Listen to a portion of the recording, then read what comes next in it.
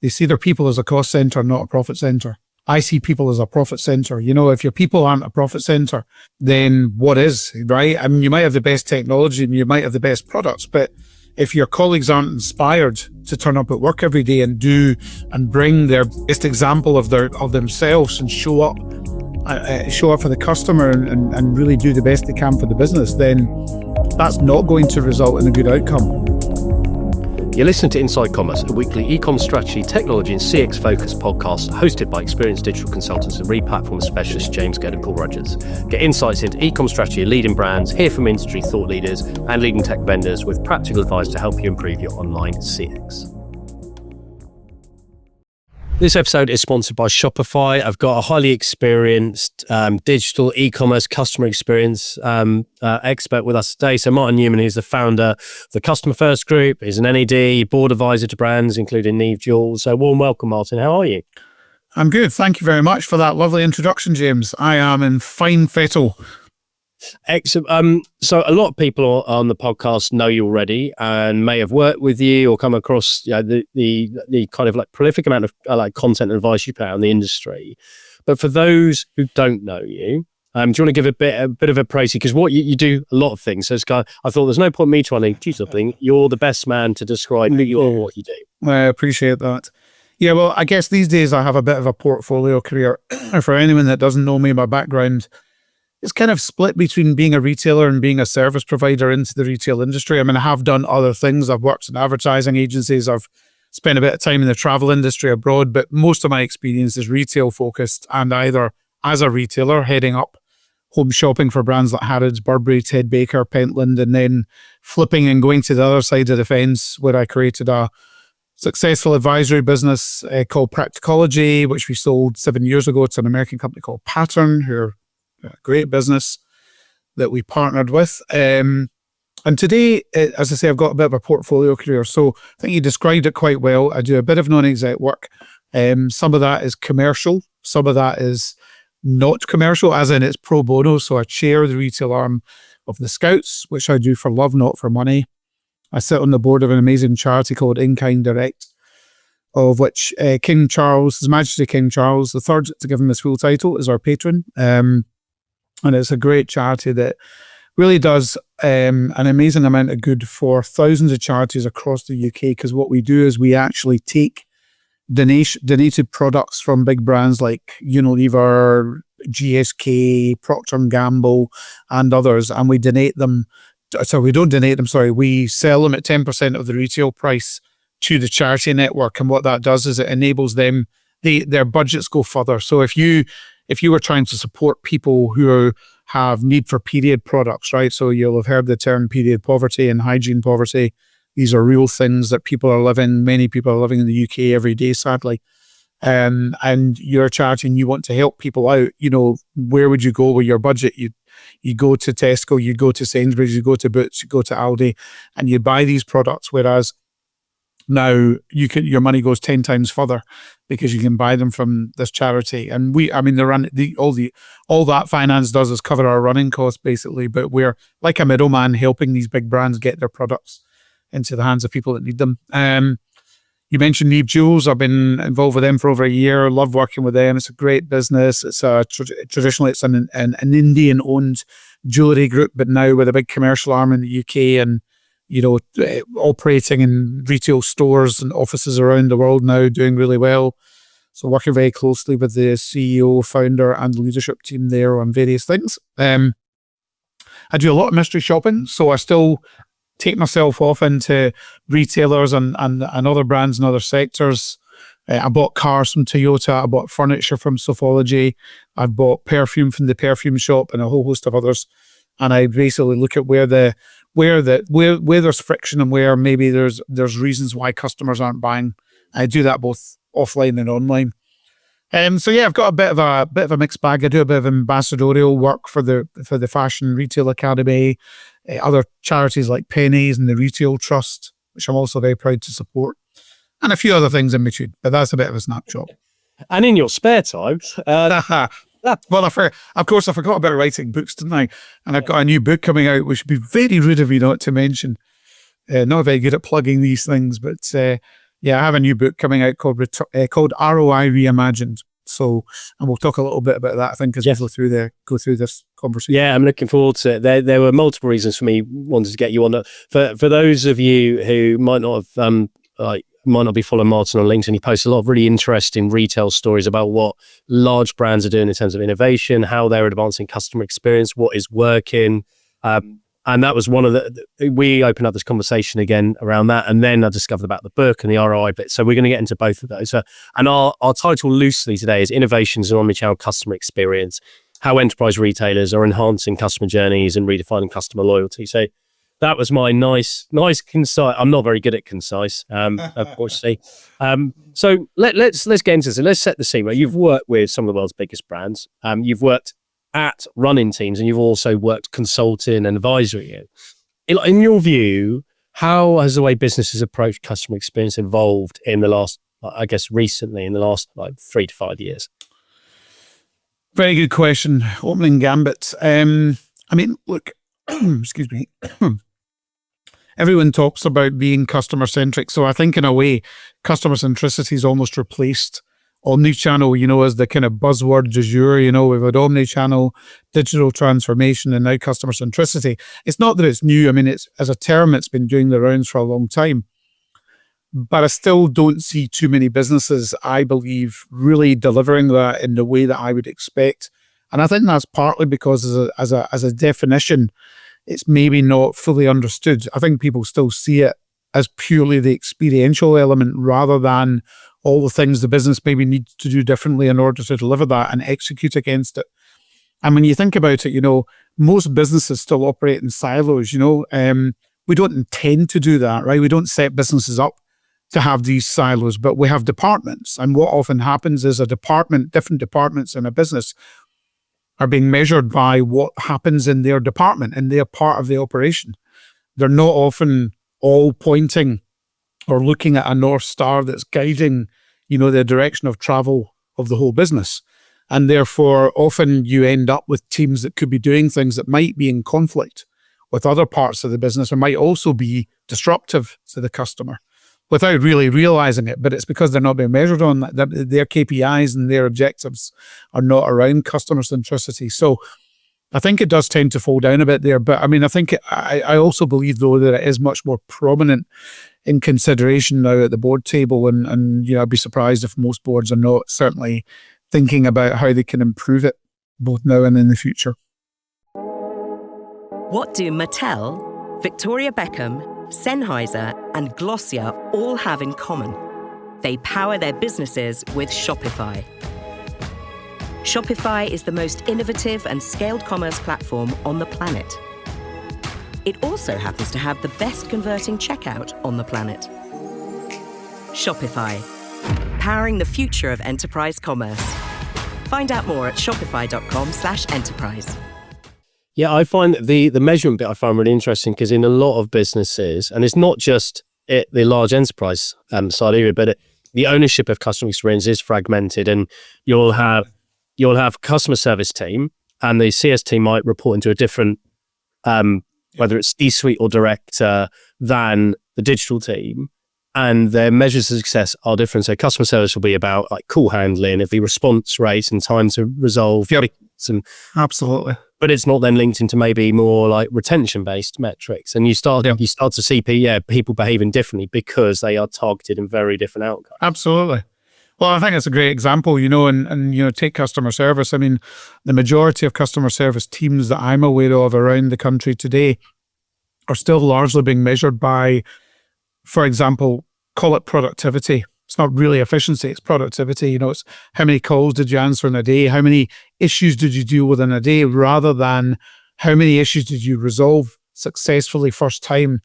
How many service recoveries did you undertake today? Because those are the drivers of customer lifetime value. Those are the drivers of churn reduction, right? The opposite, obviously, if you don't do that and you're only focusing on productivity, then you're probably not going to focus on resolving issues, because your objective and the thing you're being measured by is how many calls you answer in a day.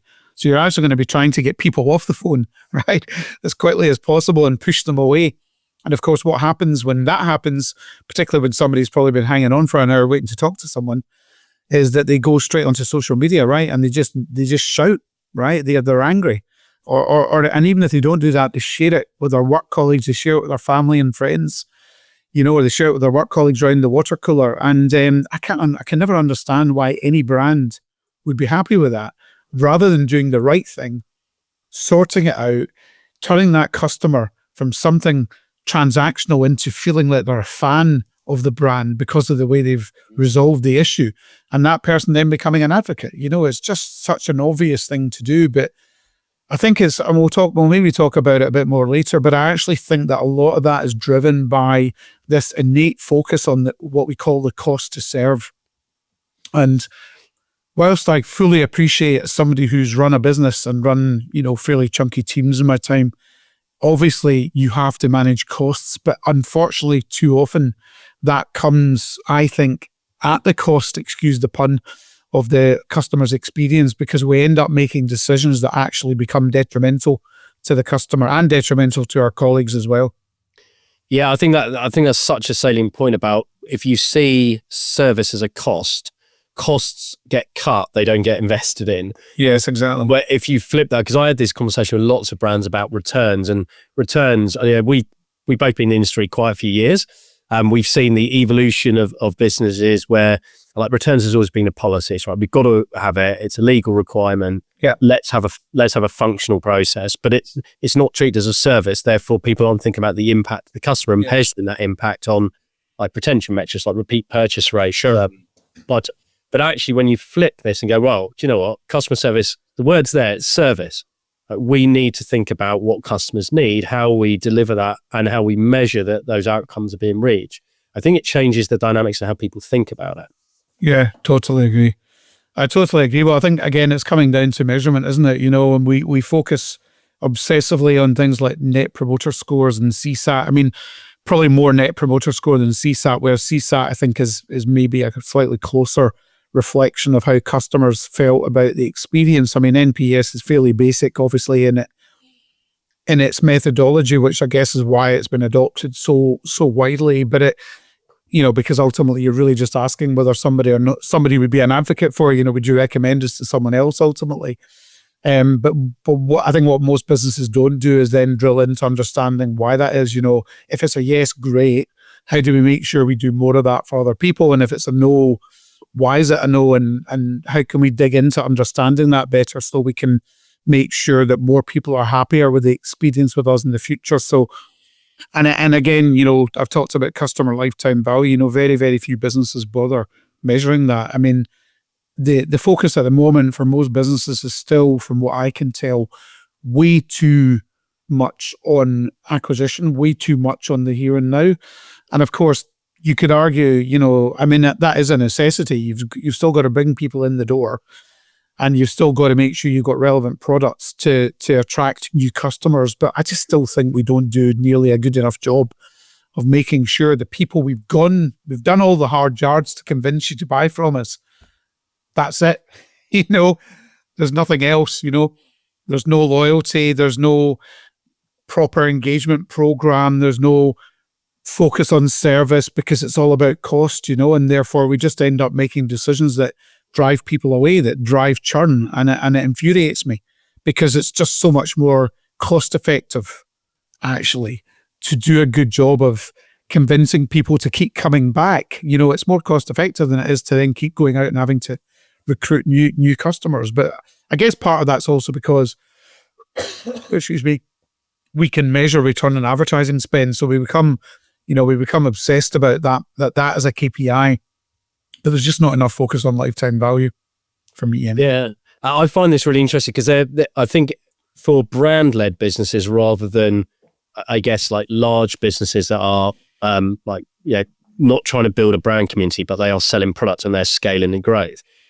I think a lot of the D2C brands are spending more time thinking about that top of the funnel, that like bringing people in, that giving them a reason to care and building that relationship. But it's you're right. It's not as easy in a big business that it's basically hitting numbers, and it's got markets. It's got to basically deliver to. It's got shareholders. It's got to deliver to. parents get trading numbers. So how, out of interest, like how do you, when you're in businesses like that who are very much like, we've got to hit this number, how do you get the mindset to go, well, actually, we need to take customer experience more seriously, because in the long term, that will actually protect that piece?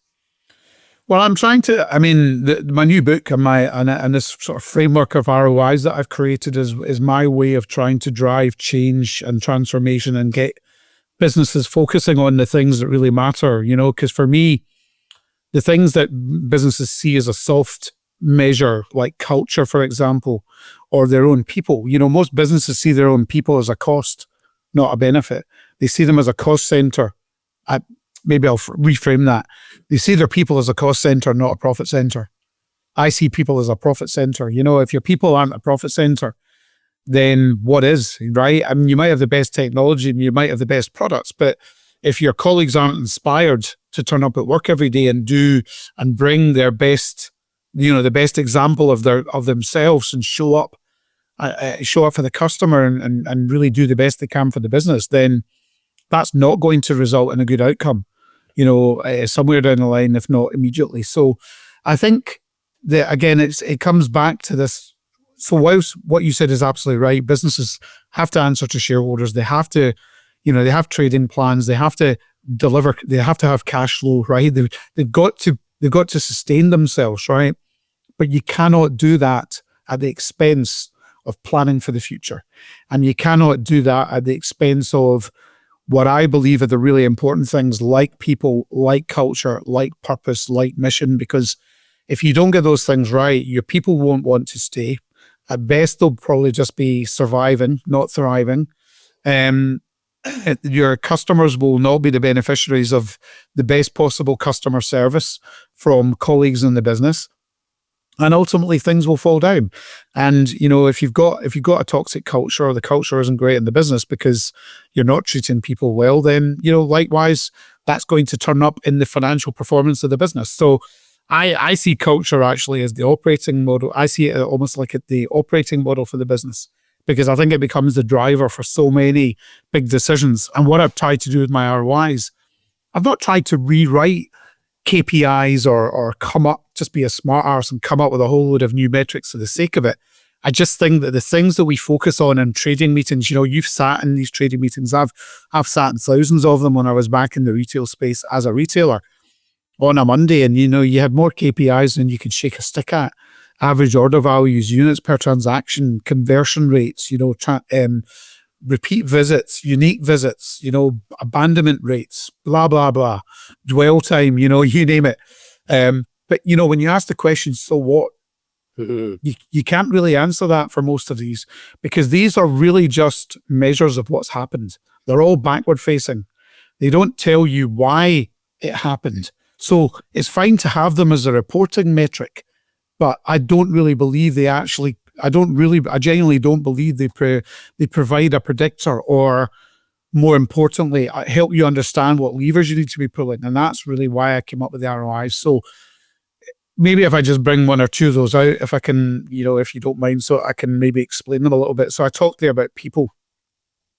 If we see people as a cost center and not a profit center, which is what most businesses do, what tends to happen is, okay, often we don't pay them necessarily what we should be paying them, right? We try and get away with the minimum wage or whatever it happens to be. So there's not a huge incentive there for a lot of people, certainly at the shop floor or the front line level. We tend not to train them. We don't show them that there's a succession plan. So we don't say to them, hey, James, you're a great guy. By the way, I just want you to know, I've been thinking about where you might go in the future in the business. I can't promise any of this right now, but I can see you potentially going in this direction or that direction. How do you feel about that? Maybe we could undertake some training to teach you new skills, and maybe that might be a career path for you in the future. And if you align on that, and if you sort of layer on top of that a really nice culture where people feel trusted, where they're empowered to make decisions within a framework, right? Not everything necessarily, but they're trusted, right? All these things change entirely how somebody feels about working in a business. It changes how long they're there. It changes what version of themselves turns up to work every day. It changes how they collaborate with their colleagues. It changes the impact that they have on the culture of the business. And last but most certainly not least, it changes obviously how they interact with customers in whatever role they're doing. So my first ROI and my most important one is return on inspiration. And it's all about doing all those things that I've just described rather than the way it happens in most businesses. Because I believe if you do pay people well, if you empower them to make decisions, if you create a good culture, if you trust people, if you show them that there can be a long-term career trajectory for them in the business, they don't necessarily need to be the most talented person in the business, but they can still evolve into more and different roles, and that you're going to invest in them and take time to train them and develop them and show them new things. You will get the most out of people, and that's where they become, I think, the beating heart and the profit center in the business rather than the cost center. Yeah, I think this is a discussion point that is not had enough within businesses, and I've been in several comments. So at a micro level, in some of the projects I do around replatform and technology change, I've been in businesses where legacy tech is paralyzing people because they can't ship to market capabilities they want to deliver the features that they want in order to be able to hit their targets in the team. They're demotivated because it's shit to use old tech that doesn't work. Yeah. They constantly have to wait for a developer to do something because they can't self-serve. And there are some people will just live with that, but actually they're not massively productive, and it's not criticism of them, but they're just doing a job. But the ones who are really motivated to excel, they go, and you spent your money on recruiting people and the time it takes to get them up to speed in a business, and then 18 months later they buggered off somewhere else to somewhere maybe better pay with a better and more modern tech. Well, exactly, and I think I didn't mention that actually, but that's a great point. And I do talk about it actually in my book, but you raised it there, and that is, there's nothing more frustrating than being in a role where you can't do what you need to do your job to the best of your ability. Maybe no, and that's about empowerment as well, right? So part of empowerment is maybe being trusted to make some decisions, which, for example, if you're interfacing with customers directly, what that leads to is better outcomes for customers, because you're not having to wait for days on end to get decisions from, the management, because it's got to go up the chain before somebody says whether a customer can get a refund or whatever it happens to be, right? So that's part of it. The other part of it is having the tools to do your job. And, someone's still working on a spreadsheet, right? When they need something more AI or automated, if you like, to help them do their job more efficiently, it's going to be deeply frustrating, and I can remember that myself from my own experience on the client side. So good point. And so let's take, because the culture, I think culture is a fascinating thing because it means different things to different people, but changing culture to then, I guess, turn people's perspectives and get people to invest more and turn people into profit centers. It's not something that happens overnight. It's, especially in a large organization, that takes time to turn the wheels. So I guess if a business is listening, thinking, do you know what? That's what we want to do. How do you advise people start? What are these building blocks to start making positive change? Sure. Well, you can start small. You can start small. You don't have to go for you don't have to boil the ocean. But the thing for me is, with any significant change and transformation, where projects, any new initiatives, whether it's culture or new tech or anything else, where it always falls down, in my experience and in my opinion, humble opinion may I add, is that we don't consult people, right? So what often happens in a business, the leadership team will bring in McKinsey, right, or Accenture or Deloitte to do a big bit of strategy work. And here you go, here's a new strategy, and it gets pushed down to everyone in the business. And that could be about culture, it could be about anything, right? And ultimately, the people who are the recipients of that, in other words, the people that have to turn it into a plan of action and actually deliver it, feel pretty nose out of joint, right? Because nobody bothered asking you for your opinion. So I think it's always more positive whenever you're trying to make any significant change in a business.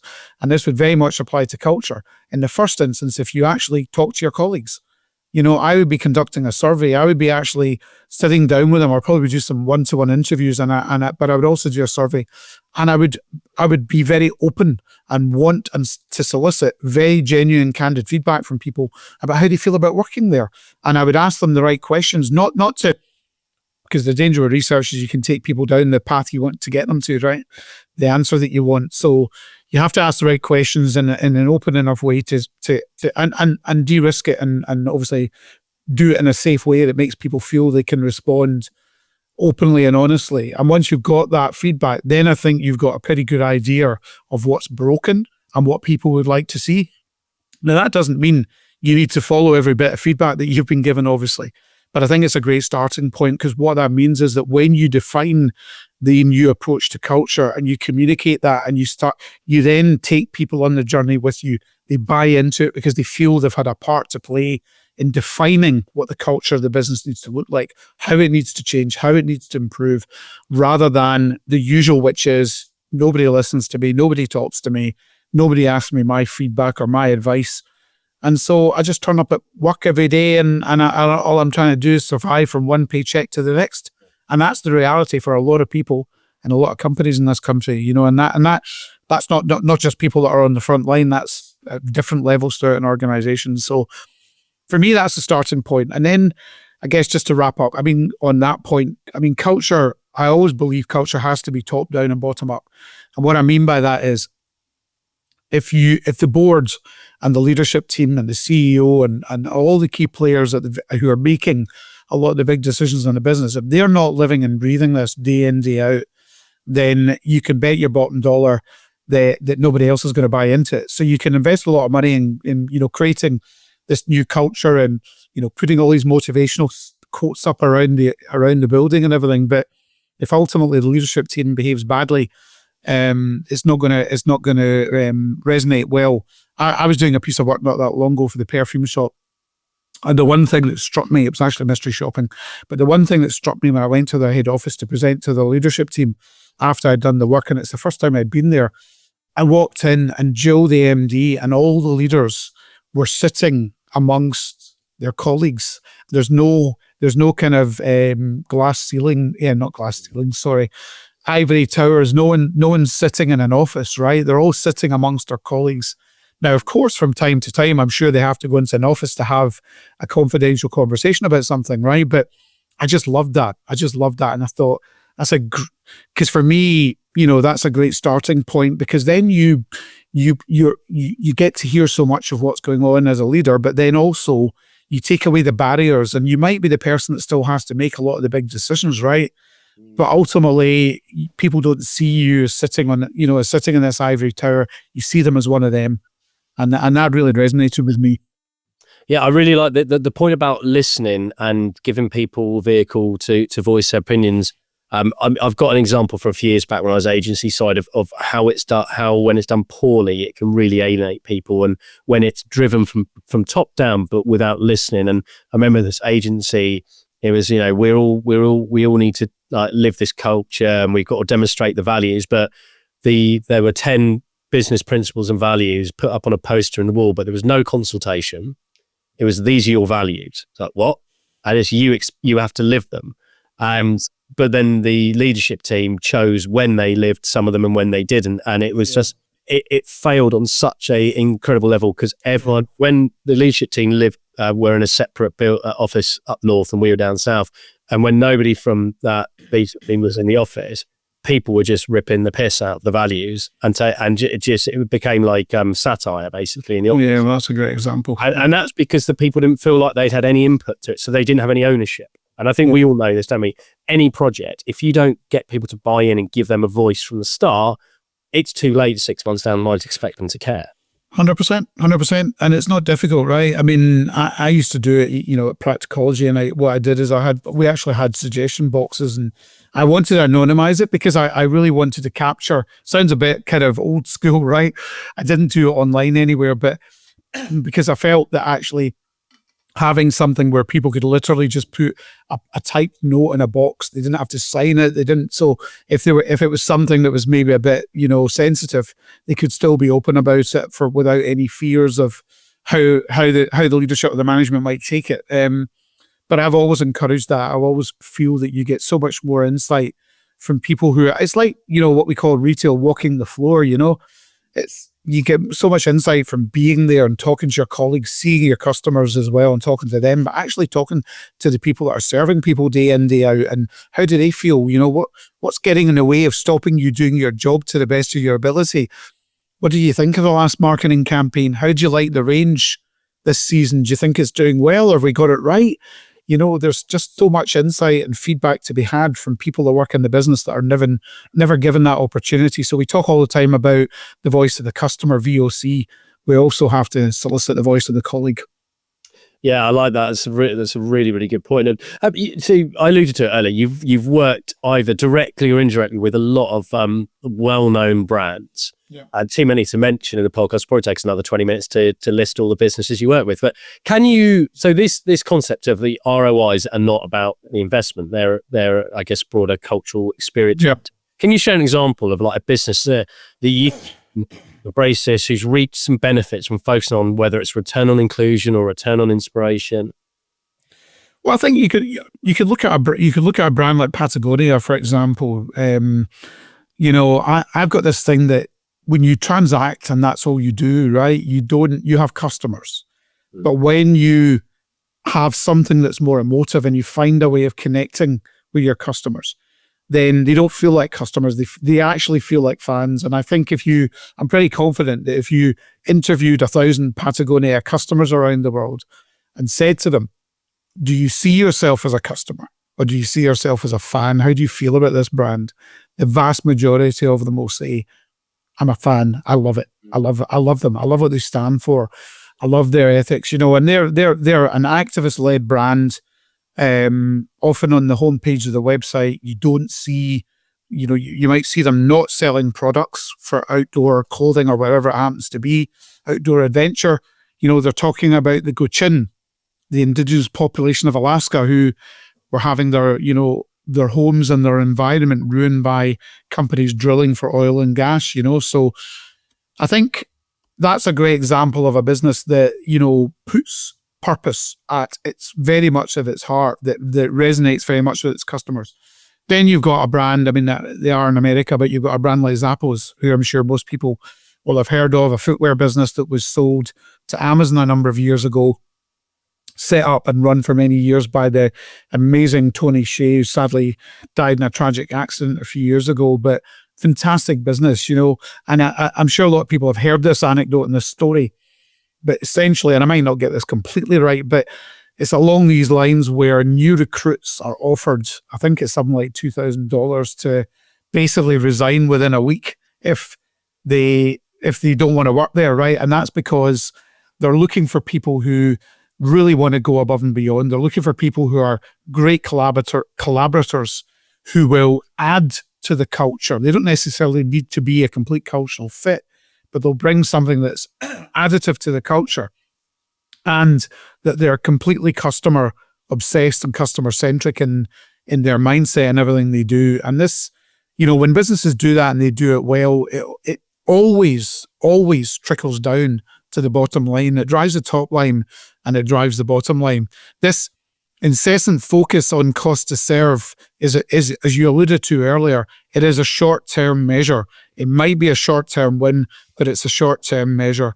When you do all the things that I talk about in the book and all the things that I live and work and breathe day in, day out, you create sustainable value over time. So you're not only successful in the short term, but you have a sustainably successful business in the long term.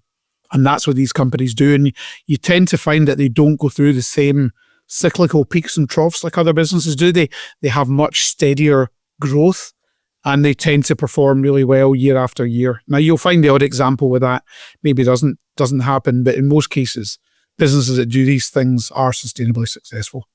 Yeah, those interesting examples actually, like Zappos. I remember I used to run online merchandising and e-com training for e-consultancy. And there was a bit around customer experience and that as the foundation for long-term loyalty. Yeah. And I always gave the Zappos example. And one thing that I loved about them, which is like, I guess reflects what you said about that 2000s, like for leave it if you don't want to be part of it, is they also had each employee could give another colleague a $50 bonus each month discretionary, didn't need manager's approval, Yes. but exceptional customer service. So if my colleague Debbie did something phenomenal for a customer, I could give her a $50 bonus. Yeah.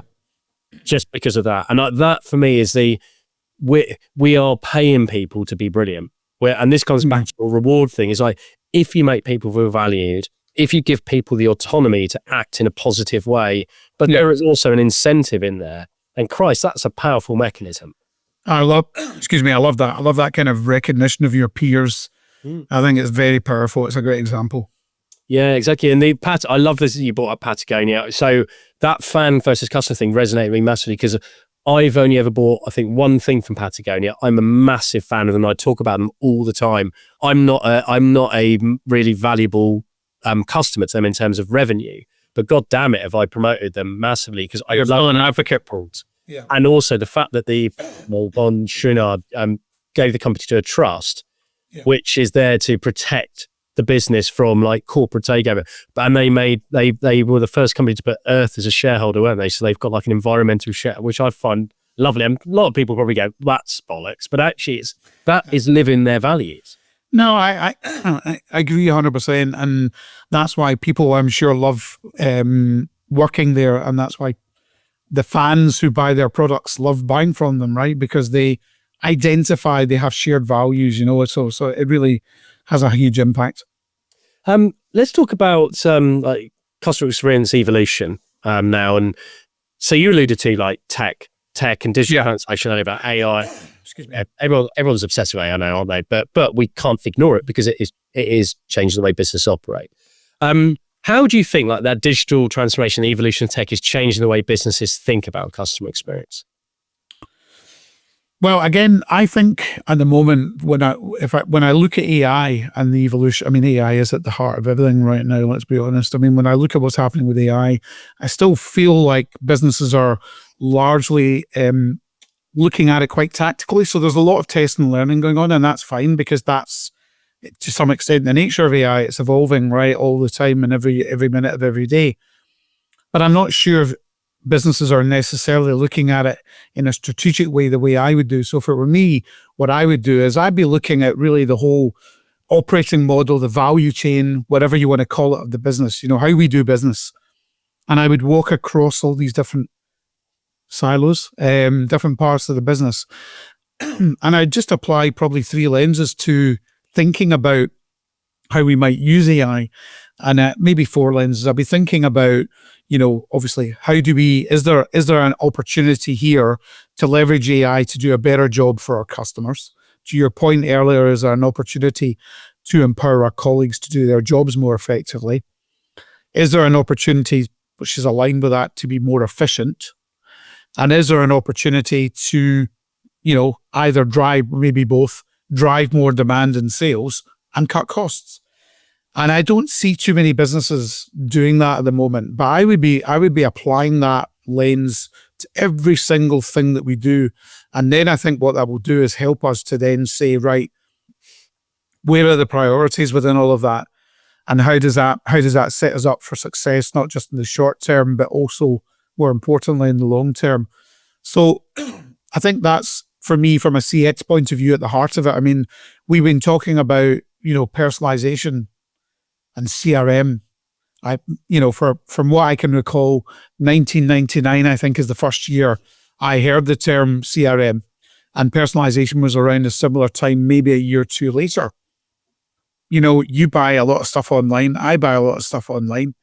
You're lucky if you can count on one finger.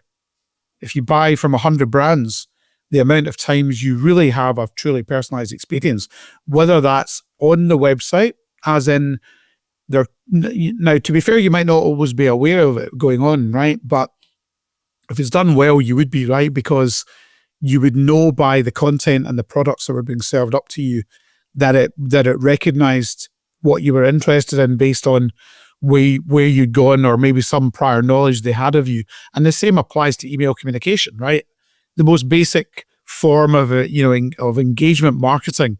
The best you get from most people these days is if they can even manage to put your first name in an email, right? And actually what you get is just noise. You just get them trying to push more products. I mean, without giving too much away right now, I did a bit of mystery shopping in, I'll just say, the sports industry recently, but not just the sports industry, a couple of related brands to that. And I bought some new pants. I bought some underwear from a particular business that I won't name. And the first couple of emails I got were trying to sell me more pants. And I'm like, well, hang on a minute. What about the trousers? What about the top? What about the shoes? You know, but that in my mind is like personalization 1 point. It's not even 1.0, it's probably 0.5. So there's not a lot of it still really going on in a way that you would have thought it would have done by now, by 2025. But there's a lot of players in that space now. Obviously, there's a lot of, and I guess I don't know how evolved or how mature the whole, you might be closer to this, the whole kind of a customer data platform side of things is. I mean, I've got a small involvement in that sector, but I'm fairly new to it because when I was running online, you know, for the brands that I work for, these things didn't exist, right? But, you know, it seems to me that most businesses still don't have a single view of the customer.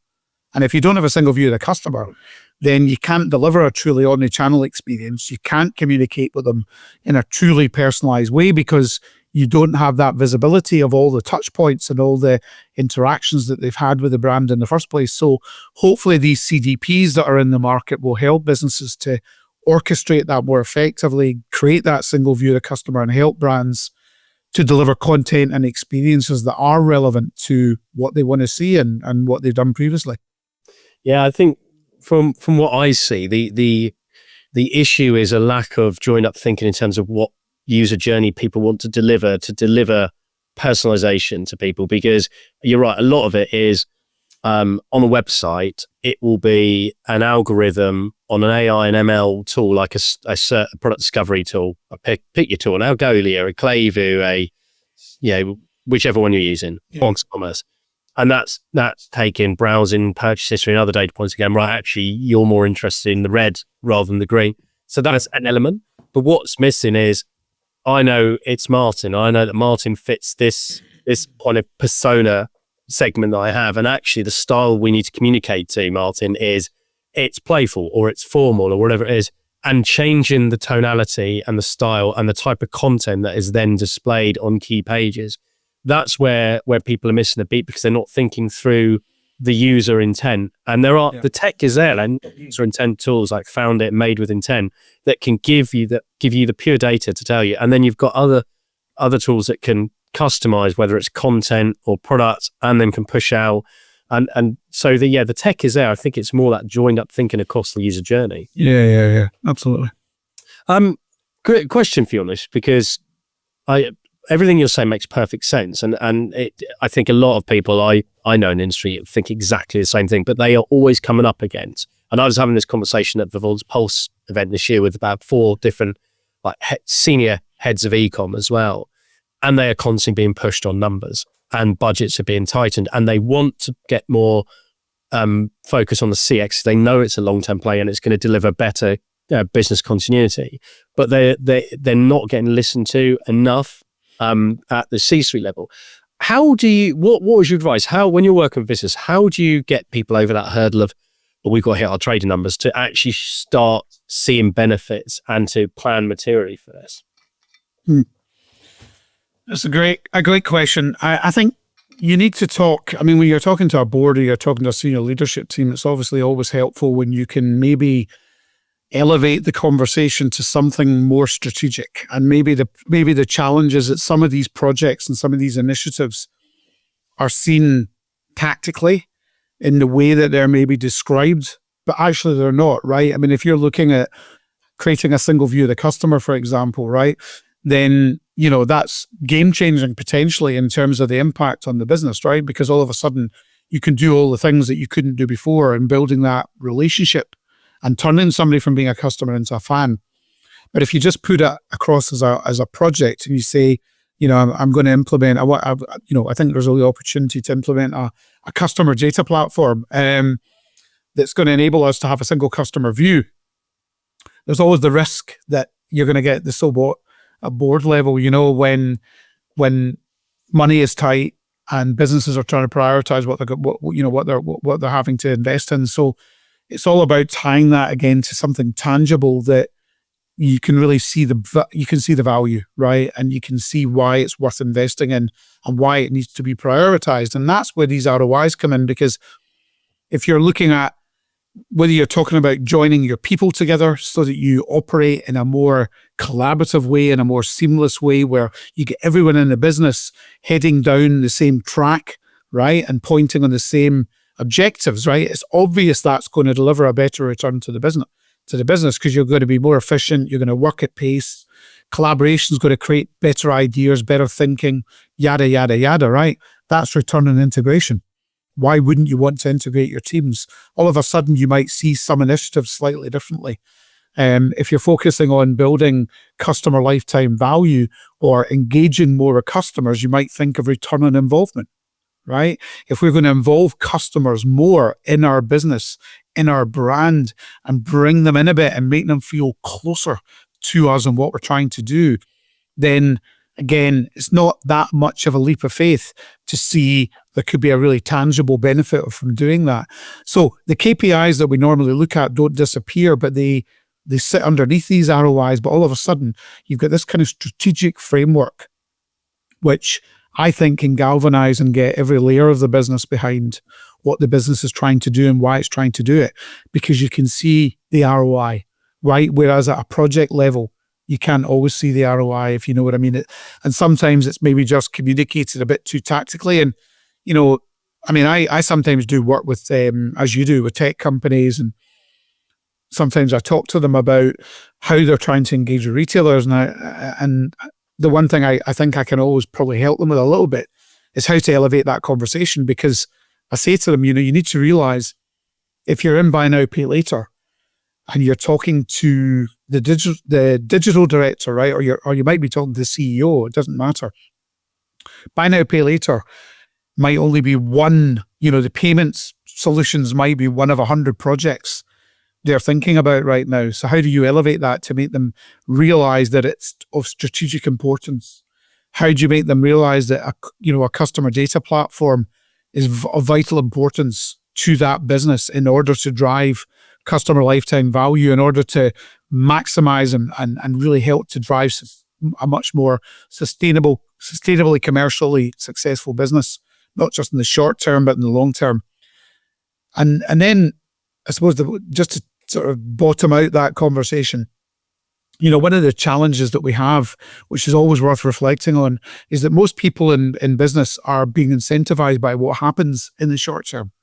So there aren't that many businesses that have significant long-term incentive plans in place. A lot of it's short-term. And these days, I would argue, if you're a CEO of a retail business, 10 years ago, you could have probably expected to be in that role for 5 or 6 years. These days, you probably look at it thinking, if I can survive 2 or 3 years, I'll probably have done well, right? So that in itself, and the way the market's changed, and the fact that leaders and pretty much everyone's being incentivized, their bonuses are all relating to what happens in the short term, means that drives short-term decision-making and short-term focus. So it's always a fight and it's always a struggle. But I think if you can help people see that there could be a much better outcome in the medium to long term, if only we did these things alongside what we have to do today and tomorrow, right? That all of a sudden you've got a sustainably successful business. That means not only is the business going to be sustainably successful, but you're also going to be sustainably in your job for the next 5 years, right? And not in danger of losing it in 12 months. I don't know if that made sense, but yeah, it is interesting to see the rate of change in some businesses of personnel at different levels. And I mean, I've worked in businesses where it's polar opposites. You have one where people are there on the average 10 plus years, and there's value in that, but there's also some inertia. And then others where the average lifespan is 18 months and it's constant churn, and therefore you have no continuity. And I think it's a real challenge to create an environment in which people want to stay, feel valued, but also feel that it's exciting and interesting enough and worthwhile for them to stay there rather than go somewhere else. And it's not always about getting more money on a base salary. often it is, but it's not always. No, I actually don't think it's about money. I think for most people, excuse me, or money isn't usually the driver for changing jobs. It's actually job satisfaction. It's, am I getting, am I trusted? Do I feel good? Do I like the culture? Am I empowered? Am I being trained? Am I being developed? Am I being motivated? It's so many different factors. And if you don't feel any of those, you can pay somebody an awful lot of money, but you're still only going to hang around for a relatively short period of time. I think all those things have to stack up. Yeah, and I get to kind of summarize this discussion quite pithily.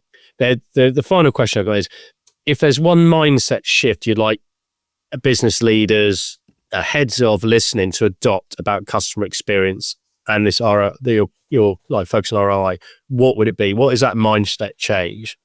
It is to stop seeing customer experience, customer service, and anything that has the word customer in it as a cost center.